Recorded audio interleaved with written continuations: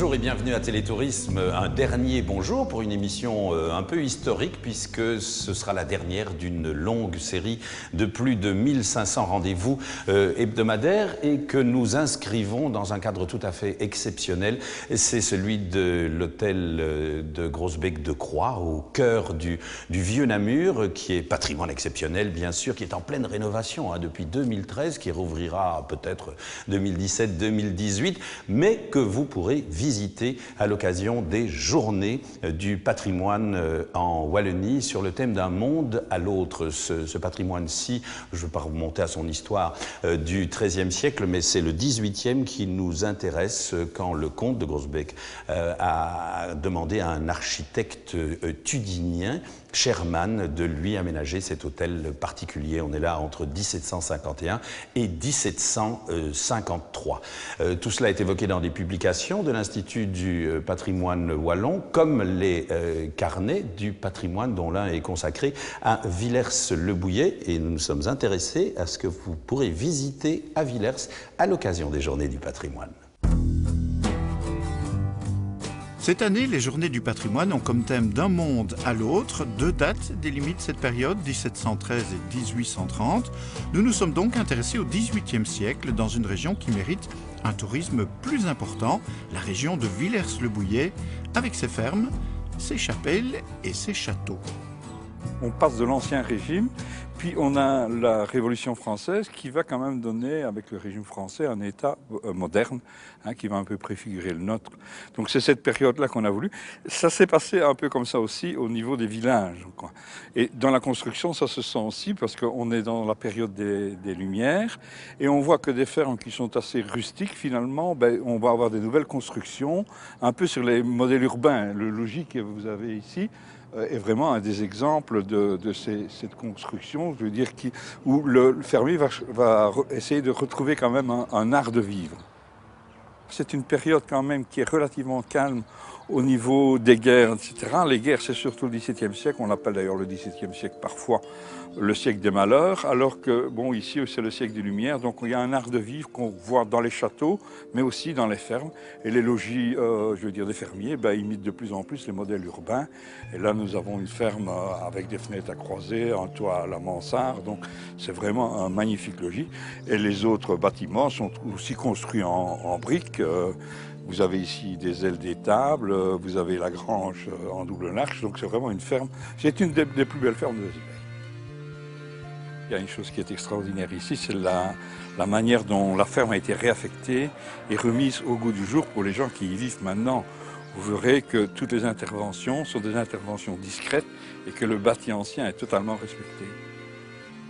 Autre exemple, la ferme de Menten, en Carré, qui appartient à la famille de Menten. C'est un patrimoine qui se transmet de génération en génération et cela implique des règles assez strictes tout en profitant de la beauté des lieux.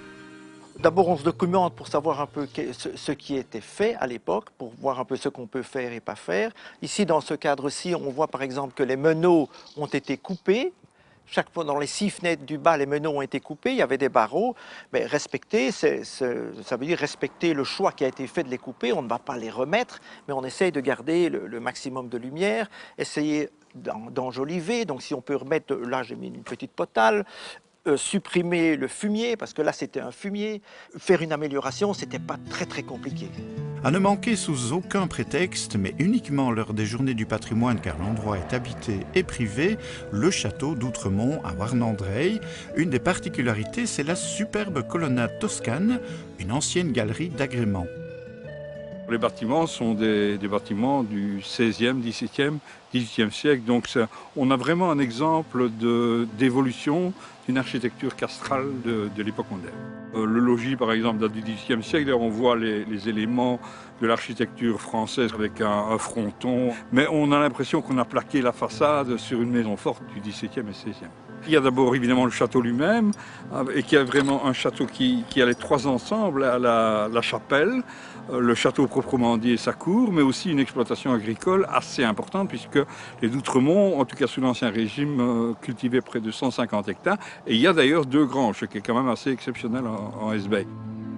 Une des conséquences de cette période sans guerre, c'est que l'on construit vers l'extérieur, vers la voirie, alors qu'avant on s'enfermait pour se protéger, a remarqué dans cette ferme dite du Vieux Château l'ancien manège à battre contre la grange.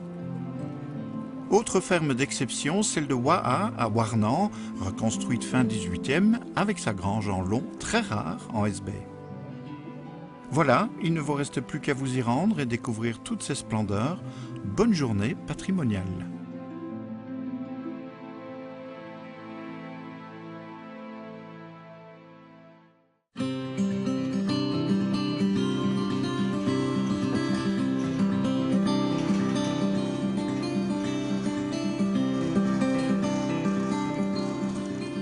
Médine, 18e siècle, moitié du 18e siècle, c'est quand même assez extraordinaire et ingénieux. Nous sommes toujours à l'hôtel de Groesbeek de Croix, conçu par l'architecte Jean-Baptiste Sherman. Et ceci est un lustre actionné par un système de treuil. Alors comment ça se passait? On descendait le lustre du plafond et vous voyez quelle est impressionnante la rotonde pour allumer les bougies et puis le remonter. Cet hôtel, vous pourrez le visiter à l'occasion des journées du patrimoine parce qu'il est en rénovation encore pour 2 ans certainement. C'est donc une occasion tout à fait exceptionnelle et il redeviendra également le musée des arts décoratifs namurois et ceci est un bel exemple. Il y en a d'autres. Olivier Frépon pour Télétourisme a découvert 2 autres endroits que l'on pourra visiter tout à fait exceptionnellement aussi pour ces journées du patrimoine. Elles sont de retour, les journées du patrimoine, thème retenu cette année, la période de l'histoire qui va de 1713, date du traité d'Utrecht, à 1830. Bon, comme ça ne vous dit pas grand-chose, et à nous non plus à vrai dire, alors qu'est-ce qui peut nous intéresser dans cette époque? Le grand intérêt, c'est l'architecture néoclassique, puisque c'est une architecture qui va vraiment prendre son essor au XVIIIe siècle et encore au XIXe siècle. Une architecture qui revient vers la tradition grecque avec des colonnades, des temples, des frontons. Et on a un des plus grands architectes de l'époque qui est né en Belgique, près de Verviers, qui est Laurent Benoît de Way, et qui va réaliser beaucoup de ces réalisations. Mais il n'y a pas que lui, naturellement. Et cette année, justement, pour ces journées du patrimoine, il y aura beaucoup d'autres architectes qui seront à l'honneur. Parmi les entités participantes, la commune d'Assès est partie prenante. Il faut dire qu'avec une dizaine de châteaux sur son territoire, c'est un peu le zoning de la vieille pierre et ce n'est pas l'office du tourisme qui va nous contredire. À Assès, dans la commune, on a la chance d'avoir beaucoup de châteaux, beaucoup de très belles églises, mais qui malheureusement sont fermées au public habituellement. Donc nous profitons des journées du patrimoine pour ouvrir plusieurs de ces bâtisses. Cette année, ce sera le château de Viviers-Lagneau à Courrières, le château Boigny à Florey, l'église Saint-Quentin à Petit-Courrières et l'église de Florey qui possède un très beau chœur du XVIIIe siècle. Mais on va plutôt se concentrer sur les châteaux, en commençant par celui de Wagné, un domaine familial dans lequel chaque génération a mis ou enlevé sa pierre à l'édifice. Depuis la tour médiévale, chaque siècle a vu évoluer le bâtiment jusqu'à l'aspect qu'on lui connaît aujourd'hui. Vous pourrez visiter un domaine privé où l'on veille aussi à ce que l'environnement soit raccord avec le patrimoine bâti. Un patrimoine ancien abrite une faune très importante et j'ai une liste des espèces que je côtoie dans le bâtiment et autour du bâtiment et qui sont liées en fait au bâtiment, donc ça c'est une chose. Et puis par ailleurs, là, si le paysage et la nature est diversifiée autour du bâtiment, ça présente un attrait certainement pour la mise en valeur du bâtiment aussi. Donc je pense qu'il y a des conjonctions importantes et c'est un aspect qui me tient à cœur. Il faut dire aussi que des méthodes d'entretien intensives dénatureraient l'aspect d'un domaine qui se veut raccord avec l'ancienneté des lieux magnifiques, mais vous n'y passerez pas la journée. Du coup, jetez un œil au château et à la ferme du Viviers-Lagneau. Parti d'un donjon médiéval, il est aussi un zinequeux issu de toutes les périodes avant d'avoir l'aspect néoclassique qu'on lui connaît. Nous avons repris le domaine en 2008 afin de réaliser quelque part un projet architectural pour lui donner une nouvelle vie en quelque sorte et pour remettre un petit peu de nature contemporaine tout en respectant naturellement tout l'historique et le passé de ce site. Et nous avons donc essayé de marier en quelque sorte les matériaux tels qu'on les trouve aujourd'hui dans le domaine de l'architecture avec l'historique de ce bien. Du coup, si vous vouliez visiter cet endroit privé en temps normal, hors des journées du patrimoine, le moyen le plus simple serait encore de vous marier, ce qui peut être contraignant. Bloquez donc la date des 11, 12 et 13 septembre prochains. Le coup d'envoi se fera à Jean-Blou lors d'une soirée inaugurale pour une édition qui se voudra attentive aux personnes à mobilité réduite et visiteurs à besoins spécifiques. Plus d'infos sur le site web de l'événement.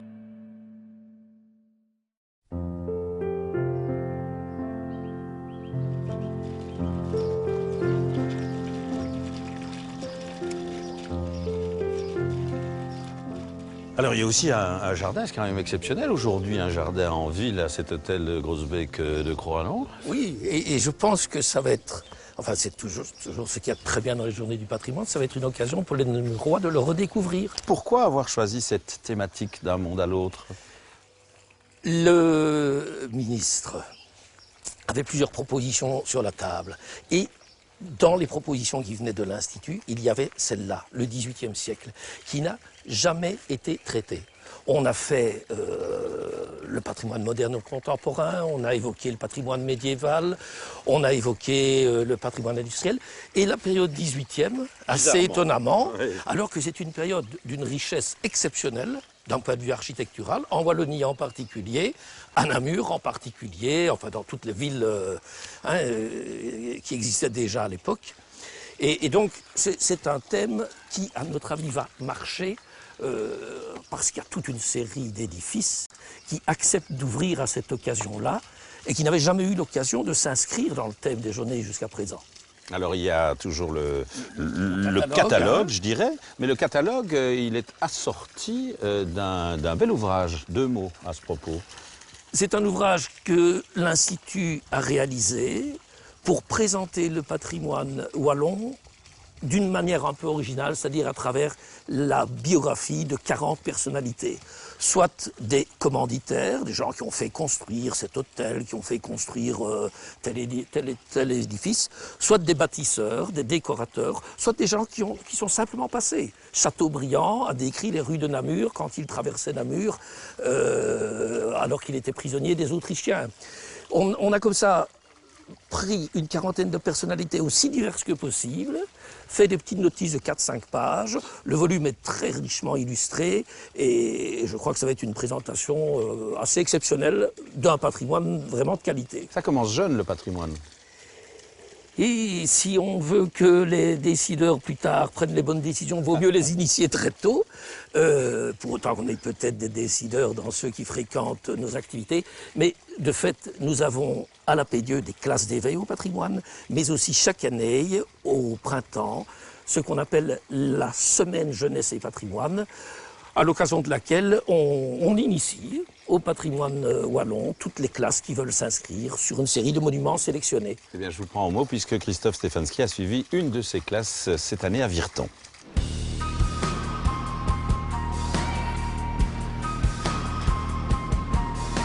Bonjour les enfants et bienvenue à Virton.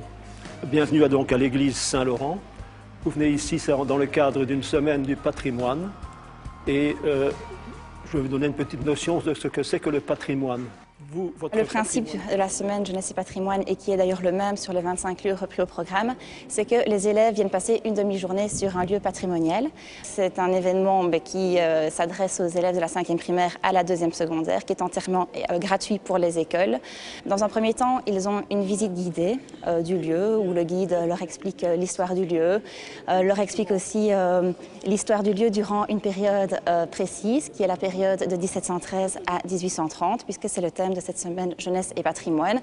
Donc les élèves ont des informations sur le traité d'Utrecht, sur les révolutions, sur l'indépendance de la Belgique, mais aussi des informations sur les styles architecturaux qui se sont développés en Wallonie durant cette période.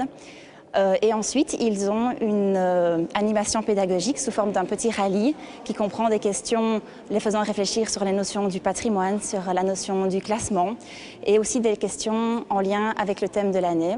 Regardez les matériaux de l'église se représentent cette porte.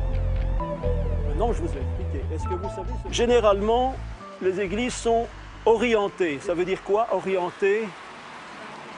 Ça veut dire ça veut dire vers l'est, vers l'Orient, vers l'Orient. Orienté, les églises sont tournées vers l'Orient. C'est-à-dire que le cœur de l'église qui se trouve là au-dessus, on va le voir tout à l'heure, devrait normalement se trouver vers l'Orient. Donc l'église devrait être de l'autre côté. Mais si l'église était tournée de l'autre côté, l'entrée serait ici. Et il n'y aurait pas assez de place pour faire une belle entrée. Alors l'église a été mise autrement, donc elle est mal orientée, mais ça ne fait rien, ce n'est pas vraiment un problème. Cette année, le ministre du Patrimoine a choisi une thématique qui est porteuse de sens, dans la mesure où la période choisie couvre le siècle des Lumières, le despotisme éclairé, la période qui va de 1713 à 1830. Et cette période est riche à la fois en faits historiques, en faits politiques, mais également, et de manière que relative, en monuments tels que celui-ci, un monument qui date de la période néoclassique. Et ça, c'est vraiment la finalité de cette semaine. C'est montrer aux enfants qu'on peut apprendre l'histoire autrement que dans des livres, mais simplement en découvrant des monuments. Nous sommes ici à l'intérieur de l'église et vous voyez la sobriété des lieux. C'est tout simple, des colonnes verticales, des droites, quelques courbes, rien de trop, c'est vraiment très bien. Nous arrivons ici devant la chaire à prêcher et vous voyez que son style dénote un peu avec le reste de l'église. Et nous avons ici quelque chose qui peut être rattaché au rococo, au style rococo.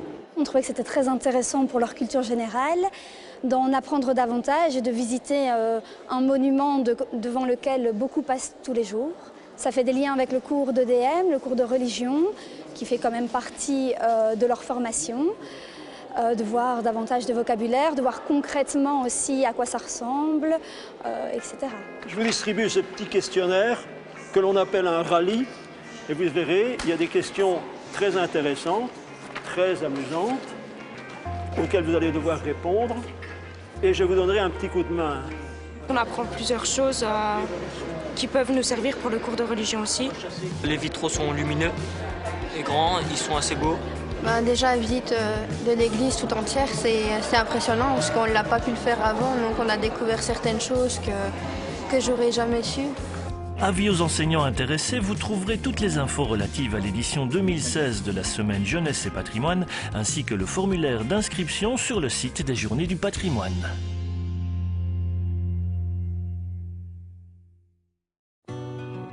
Impressionnante la cuisine de l'hôtel Groesbeek de Croix à Namur avec ses carreaux de Delft. En réalité, ils sont de Rotterdam. On en avait vu déjà au château de Brühl en Allemagne. Et puis, vous la retrouverez, cette cuisine et le reste de l'hôtel, évidemment, aussi dans des productions de cinéma. Ça, c'est la seconde vie de cet hôtel de maître et pas n'importe lesquels. La crémaillère et les bûches sont dans les Visiteurs 3, s'il vous plaît, rien moins. Et le potager aussi, je ne vous emmène pas au jardin, le potager parce qu'on y préparait notamment des potages. Et puis d'autres productions, notamment signées Christophe Lambert, d'autres projets encore s'installent ici pendant la rénovation du musée. On vous parlera de tout cela à l'occasion des Journées du Patrimoine qui vous propose également dans la même province à Gembloux un grand spectacle les 11 et 12. Pour rester namurois avec un des plus illustres d'entre eux, eh bien, nous allons à Tauzé, la seconde résidence de Félicien Rops dans le Namurois, où s'est développé un premier projet de mécénat patrimonial, le crowdfunding Vinciane Michel. De nos jours, 5 € peuvent suffire pour contribuer à la préservation du patrimoine via le crowdfunding. Il s'agit littéralement de financement par la foule, orchestré via une plateforme internet, My Major Company par exemple. L'IPW a été séduit par la formule pour la restauration de l'ancienne propriété de Félicien Rops, le château de Tauzé. Pourquoi My Major Company? Simplement parce que cette plateforme qui est bien connue des amateurs de musique, puisqu'elle a lancé pas mal d'artistes au début de sa mise en ligne et surtout connue par le grand public pour cet aspect des choses, a déjà eu l'occasion de se frotter aux projets patrimoniaux. Et ce qui nous a donné la puce à l'oreille, c'est la démarche du Centre des Monuments Nationaux d'ouvrir une partie des restaurations au mécénat participatif. Ce projet nous a permis de récolter 3 000 € pour réinstaller au rez-de-chaussée du château un atelier de gravure commémorant ainsi le passage à Tauzé de Félicien Rops. Ce qui constitue aussi une belle opération de communication pour l'Institut. La restauration et la réaffectation du château découlent de réflexions entre Elisabeth, la petite fille de l'artiste, et les membres du fonds Félicien Rops. Le château accueille à présent des stages de dessin et de gravure. On a exclu immédiatement l'idée de faire un musée, puisqu'il y a un musée magnifique à Namur. Par contre, ce qu'il nous semblait fort intéressant, c'était d'encourager la création, d'encourager les jeunes et même les moins jeunes à pouvoir créer soit dans les arts plastiques, soit dans l'écriture. Et donc l'idée est venue très rapidement de créer des ateliers résidences pour artistes et pour écrivains. La troisième affectation, c'est de créer un lieu de mémoire dédié à Félicien Rops et à son époque, aux amis qu'il côtoyait. Bien sûr, des écrivains comme Charles Baudelaire qui est venu ici, mais aussi des plasticiens, même un photographe, Dandois, un ami photographe qui venait ici. On pourrait dire comme ça qu'il y a le Rops des villes et le Rops des champs. Et donc il venait ici pour se ressourcer, se reposer, pour la vie familiale, mais aussi pour herboriser, s'occuper du jardin et alors faire ici des œuvres beaucoup plus intimistes. Le personnage me touche, disons, m'interpelle comme esprit libre aussi, et donc je pense qu'un lieu comme ça est forcément habité par cet esprit de liberté, et je découvre le lieu depuis ce matin, et effectivement c'est un poème. Les travaux qui débutent en 2000 sont conséquents. Rénovation des toitures, de l'enveloppe extérieure, placement de châssis. Viendra ensuite la restauration du premier étage. Ils ont fait l'objet de subsides publics, de l'aide de l'IPW, mais aussi de dons privés par l'entremise de sociétés de mécénat classiques, telles que Prométhéa ou la Fondation Roi Baudouin. Par rapport au mécénat classique, ici, de tout petits mécénats peuvent entrer en ligne de compte, ce qui en fait un très bel outil pour sensibiliser le public au patrimoine et pour valoriser peut-être des opérations de restauration qui passent moins dans le grand public. Toute personne qui fait un don a une rétribution, qui peut être simplement l'envoi de carte postale du château, la mention du nom du contributeur sur les sites internet. Et pour les dons les plus importants, des contributions un peu plus sélectives, comme par exemple une visite privée du château. Une ombre au tableau toutefois, pas encore de déduction fiscale en vue qui pourrait booster davantage ce type de projet. Le mécénat participatif a aussi cet intérêt de motiver les gens, que les gens se rendent compte que finalement le patrimoine, ce n'est pas l'affaire seulement du ministère, seulement des pouvoirs publics. Le bien classé, il appartient aux générations futures. Je veux dire, là, nous sommes les garants, je veux dire, nous l'empruntons à nos enfants.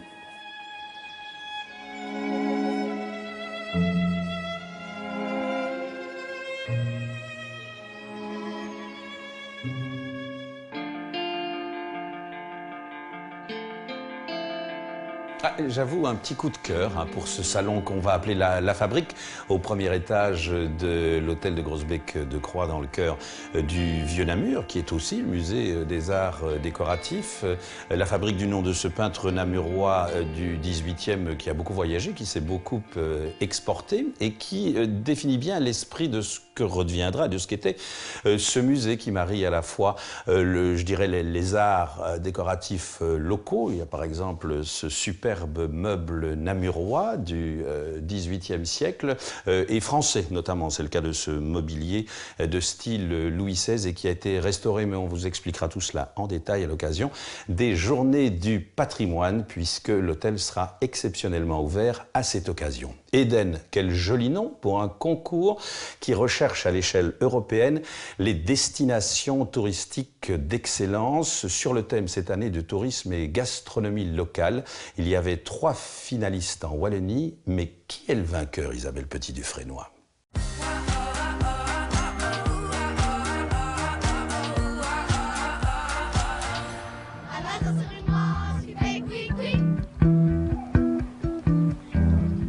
Si vous cherchez des destinations touristiques de qualité et qui sortent un peu de l'ordinaire, le concours Eden est un bon plan pour aller à la pêche aux idées. Le concours Eden, créé en 2007 par la Commission européenne, a pour but de favoriser les meilleures pratiques en termes de tourisme durable, mais également de mettre en valeur les destinations émergentes. Donc entre 2007 et 2015, il y a eu 7 concours Eden, à chaque fois réalisés sur des thématiques différentes, qui va de la ruralité à la gastronomie locale. Au total, ce sont 120 destinations touristiques d'excellence qui ont été primées à travers l'Europe, auxquelles s'ajouteront 20 destinations fin de cette année pour la thématique gastronomie locale, et donc pour la Belgique, c'est bien entendu Wem. Et oui, la Wallonie regorge de lieux où il fait bon vivre et Wem en fait partie. Cette commune des Ardennes est située dans la réserve naturelle des Hautes-Fagnes, au cœur des cantons de l'Est.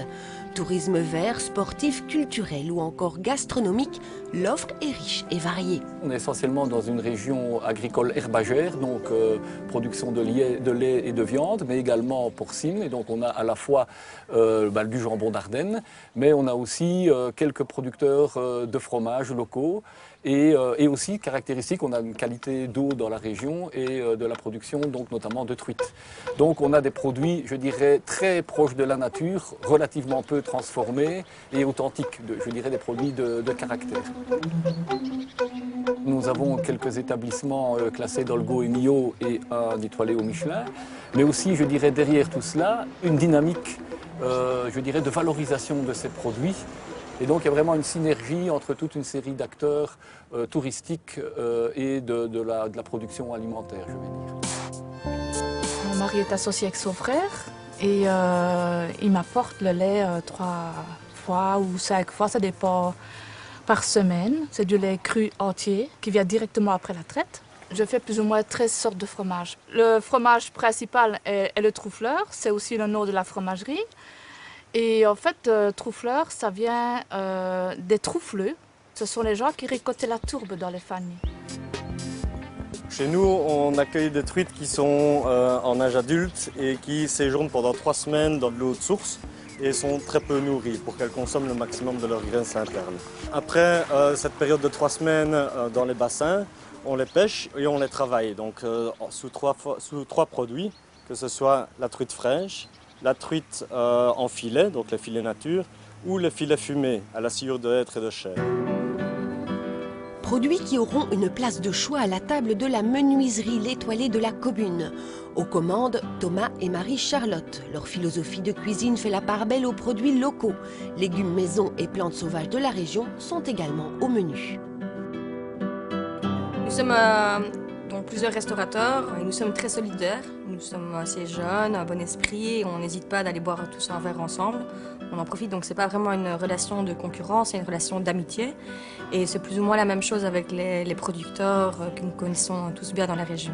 À partir du moment où on prend le choix de travailler avec les produits de la région, on n'a pas, comme dans les grandes surfaces, des grandes quantités, donc c'est forcément eux qui dictent notre cuisine. Mais c'est ça qui est intéressant parce que ça devient une collaboration, ce qui fait qu'on crée des liens d'amitié et ça va plus loin que juste se faire fournir par quelqu'un une marchandise.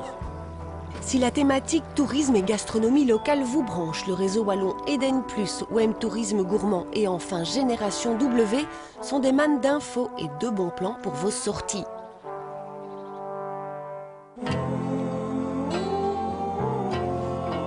Ben voilà, vous connaissez la date pour ces journées du patrimoine en Wallonie. C'est très symbolique puisque je vous dis au revoir pour la dernière fois dans le cadre de Télétourisme. Je vous dis au revoir et je vous dis merci aussi. Merci pour nous avoir suivis, encouragés, critiqués de manière positive pendant 34 ans, 34 années au service de cette vaste notion du tourisme en Wallonie, à Bruxelles, une ouverture sur la Flandre, des voyages à l'étranger. Merci pour tout cela. Merci à tous ceux qui y ont collaboré également, mais la roue tourne, la vie n'est pas finie et nous aurons bien l'occasion de nous retrouver encore.